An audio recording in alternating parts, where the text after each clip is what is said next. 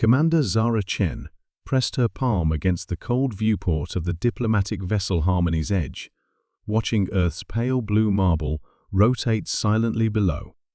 No comm signals, no orbital traffic, no electromagnetic signatures from the sprawling megacities that had once painted the night side in brilliant webs of light. The planet that had birthed humanity looked disturbingly serene. "Telemetry confirms it," reported Lieutenant Vasquez from the sensor station, his voice tight with controlled anxiety. "Zero artificial EM emissions detected. No radio, no quantum entanglement networks, no fusion signatures. It's like they've gone completely dark." Chen's jaw clenched. 3 months ago, she had left Earth as humanity's lead negotiator for the Proxima Centauri Trade Consortium, a last-ditch diplomatic mission to prevent an economic war that threatened to destroy both civilizations. The Proximans had developed quantum manufacturing technology that could revolutionize human industry, while Earth controlled the rare Earth elements essential for their expansion. What should have been a mutually beneficial partnership had devolved into accusations, sanctions, and increasingly hostile rhetoric. The negotiations had been brutal. Ambassador Kethvar, the Proximan delegate, possessed a crystalline physiology that made reading his emotions impossible. His species communicated through harmonic resonances that human translators could barely interpret. Every session felt like walking through a linguistic minefield. "Your species lacks the evolutionary maturity for true partnership," Kethvar had declared during their final meeting, his voice creating subtle vibrations in the conference room's air. "You negotiate with primitive aggression, seeking dominance rather than symbiosis." Chen had tried desperately to salvage the talks, proposing compromise after compromise, but the Proximans had already made their decision. They terminated negotiations and departed for their home system, leaving behind only a cryptic warning: Earth's silence will speak louder than its words ever could. Now, staring at her homeworld's unnatural quiet, Chen understood the true meaning of that threat. "Life signs?" she asked, though she dreaded the answer. "Bioscanners detect approximately 7 billion human heat signatures," Vasquez replied, his relief palpable. "They're alive, Commander. But something's definitely wrong with their technology." Dr. Sarah Kim, the mission's xenotechnology specialist, looked up from her analysis console. "I'm detecting residual quantum field distortions in Earth's magnetosphere. The pattern matches Proximan manufacturing signatures, but it's unlike anything in our database. It's as if they've deployed some kind of planetary-scale quantum dampening field." "A dampening field that targets what, exactly?" Chen demanded. "Near as I can tell, it's selectively disrupting specific electromagnetic frequencies, the ones essential for digital communication and quantum computing. They've effectively lobotomized our entire technological infrastructure without harming organic life."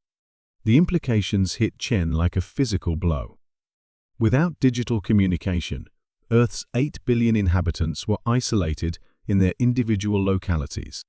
Without quantum computing, their fusion reactors would shut down. Without satellite networks, weather prediction and global coordination would become impossible. The Proximans had found a way to push humanity back into the pre-digital age without firing a single shot. "It's actually elegant," Dr. Kim continued, her scientist mind unable to suppress professional admiration. "They've created a quantum interference pattern that specifically targets the harmonic frequencies used in human technology while leaving natural electromagnetic phenomena untouched. Birds can still navigate by magnetic fields, but our GPS satellites are completely useless." "How long before the effects cascade into serious infrastructure failures?" Chen asked. "Without quantum-controlled fusion plants, major cities will lose power within days. Food distribution networks are already breaking down. Medical facilities dependent on digital systems."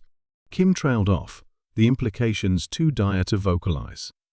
Lieutenant Vasquez cleared his throat. "Commander, we're receiving an incoming transmission on an analog frequency.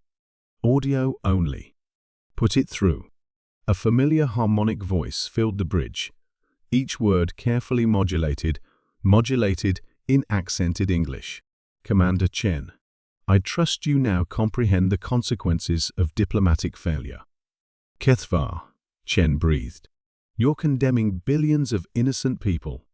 We are providing your species with an opportunity for reflection," the Proximan ambassador replied. "Earth's aggressive expansion and resource exploitation threaten the stability of this entire sector. Your inability to negotiate in good faith demonstrated that humanity requires recalibration. This is genocide by proxy," Chen snapped. "This is education. The quantum dampening field will remain active until your species demonstrates genuine evolutionary progress. When Earth's governments learn to prioritize cooperation over dominance, when your people understand that true strength comes from symbiosis rather than conquest, we will consider removing the field."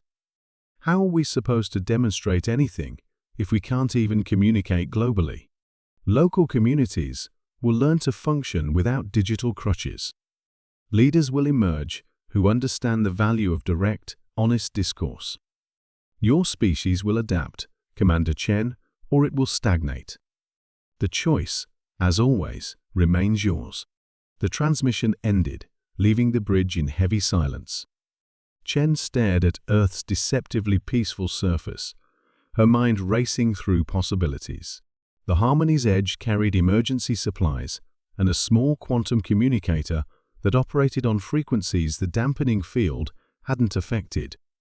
They could land, establish contact with government remnants, and begin coordinating relief efforts. But without the infrastructure to mass-produce quantum communicators, rebuilding would take decades. "Orders, Commander?" Vasquez asked quietly. Chen straightened, feeling the weight of 7 billion lives pressing against her shoulders. "Prepare for atmospheric entry. We're going home to help our people adapt and to prove to the Proximans that humanity's greatest strength isn't our technology." She paused, studying the silent world below. "It's our ability to survive, learn, and ultimately transcend the limitations others place upon us." As the Harmony's edge began its descent toward a quieted Earth, Chen couldn't help wondering if the Proximans had inadvertently given humanity exactly what it needed, a chance to rediscover itself without the distractions of digital noise. Only time would tell if that silence would birth wisdom or despair. Finally, Zixandra spoke. Motion seconded. "I call for a formal vote on opening diplomatic relations with the Human Alliance." As the voting process began, Kethnara watched the galactic display update again. Another system had just declared for humanity, and this time, it was one of the Council's founding colonies.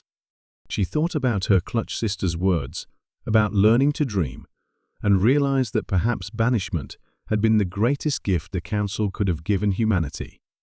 Cut loose from the galaxy's restrictions, they had been free to become what they were always meant to be, not conquerors or rulers, but gardeners of hope in a universe that had forgotten how to grow.